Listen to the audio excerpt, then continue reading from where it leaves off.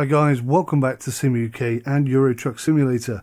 I'm continuing with the VTC company, Thornton Logistics, and I thought I'd give you a bit more information about TrucksBook client. In the previous video, I didn't have this set up correctly, and you'll notice, first of all, you'll notice that the logbook is empty. Now, there's nothing to worry about there, because essentially what the TrucksBook client does is it takes the information, the statistics and the data from your game and then synchronizes it with the online server that corresponds to your particular company. So whilst you're driving along, you may see in your logbook some information about the drive that you're having or just had, but it will effectively disappear as soon as it syncs with the main company. Now, last week I could only run ETS 2, I couldn't run ATS, and I couldn't run multiplayer. And the reason for that is because you have to go into settings and set up each .exe. So you need to find the executable file for each of the game running systems that you're going to have.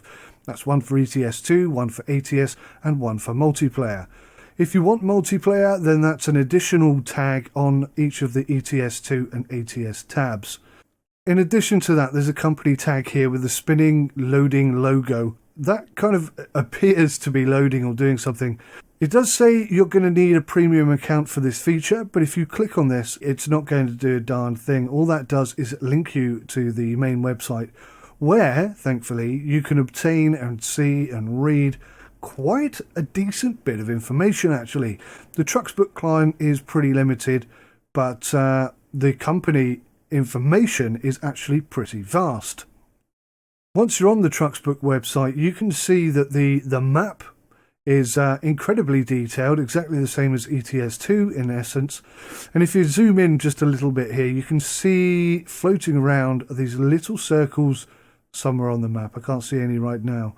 Now, if you've paid for the full license, then each of these circles, if you hover over them, will give you details about who the driver are, what load they're running, what speed they're running. Lots of really good information like that.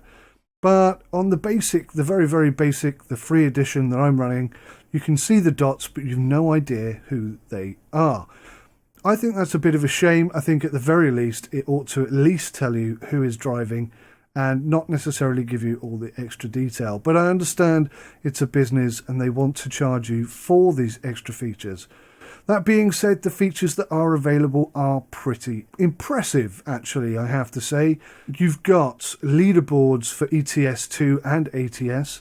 You have company information, you have individual information. It collates and calculates all of this information in great detail, and it's actually presented really very nicely. Now, I raised a concern last week about SSD high usage, and it's because it's constantly querying the game save file from ETS and ATS. Now, as you will no doubt know, ETS and ATS both constantly update, and if you quit out of a game and go back into it, you will be reloaded at the point you are at. This means that the information is being constantly updated, and in order to keep the online map live, it needs to query it constantly. It's a shame that SCS have done it in such a way that makes gaining access to this information so complicated. It could be hugely simplified. They could make an effort with the API to change that. But SCS, I don't know, correct me if I'm wrong, just seem a little bit hesitant and unhelpful when it comes to third-party software. They don't seem to want to make a great deal of effort to make life easier for the third-party developers. I could be totally wrong in that respect. There might be, I mean, I'm sure you're going to be able to throw things at me like they're very busy, they're working very hard. I understand that.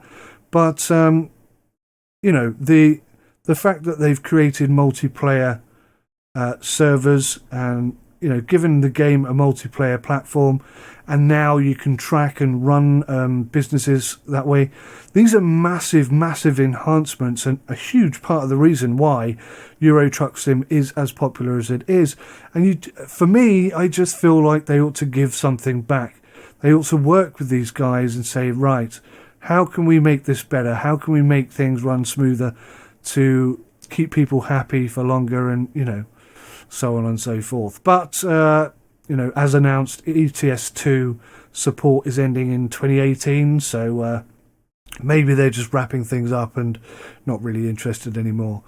Now, you've got leaderboards by country, which is interesting, and Thornton Logistics are aiming to be top of the UK map pack, and at the moment I think we're 45th or something like that. I can't remember exactly, and I haven't got the information in front of me.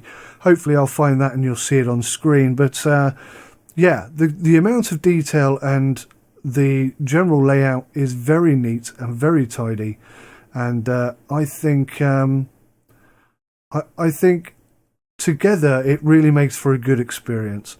Anyway, I just wanted to give you a bit more information about that. I learnt a few extra things that I wasn't aware of before, and it's always good to share that information with you so you can see how things run and how things look and how things progress. Unfortunately, I've had some issues whilst recording for ETS 2. Nothing to do with ETS 2 this time, interestingly. First time round, my recording software recorded my microphone audio and game audio, but no game footage. It was recording a different window. That was a big pain in the backside. That video is gone. There is nothing I can do to recover that video. So for my second drive for Thornton Logistics, I can never show you that, unfortunately, and had almost exactly the opposite problem with my third and fourth and fifth run, which I recorded in one single hit. So in this instance I have the video and game audio but no microphone audio, which is a huge shame because I was actually on fire that day and chatting some good stuff. Now I can't recreate that, there's no point in pretending that I can, so I'm going to put the video up, and I'll tell you how I'm going to approach this. I'm going to approach this by doing a week's worth of work for each video, and I'll upload that either weekly or fortnightly. So there will be at minimum 2 deliveries and at maximum an unknown number of deliveries. Now for Thornton Logistics, the rules are, the stipulated rules that you need to follow are, the truck leaves your home depot and has to be back at the same home depot for the following Sunday. So that gives you a week of driving that you can enjoy yourself. Now it's not in-game Monday to Sunday, it's real life Monday to Sunday, so you've got plenty of time to get out there and do some driving. Now that's perfectly fine, and that should work perfectly for all of you out there, but in order for this to work for me and the channel, because obviously I'm trying to record this stuff and make it viable for you, what I'm actually going to be doing is recording Monday to Sunday in-game. So I hope that makes sense. So I might do an entire week's worth of work in a day and upload that so that you guys can see it. So I'm not sure how long the videos are going to be. Hopefully they're not going to be too long. If they're excessively long, then they're probably going to have to go up every 2 weeks rather than every week. But we'll just see how things go, because I do have other time constraints that I need to adhere to. So for the third drive, we're going to go Osnabrück to Cassel, I think that said. So for the first delivery of this episode today, we're already at Osnabrück. As I said, my other delivery I cannot show you, unfortunately. So we drove to Osnabrück. I think we carried a tractor or trailer, something along those lines. So we're going to go from Osnabrück to Cassel in order to head back to our base in Düsseldorf. And you can see that it's already Saturday the 3rd, so we've just got 1 day in order to get back, as we need to have the tractor back in time for Sunday. So there's going to be no audio, no microphone talkover for this, I'm sorry to say. Hopefully you'll enjoy the drive. It was a really good run, actually. I think I got 2, maybe even 3 jobs done. Had a great time doing it, really enjoyed it, and it's just a shame that the microphone audio was lost as part of this recording. So hopefully, guys, you can just enjoy the drive experience and the pretty darned awesome parking, even if I do say so myself. No major issues that I can remember. Anyway, take care of yourselves and enjoy the video. Thanks for watching. Goodbye.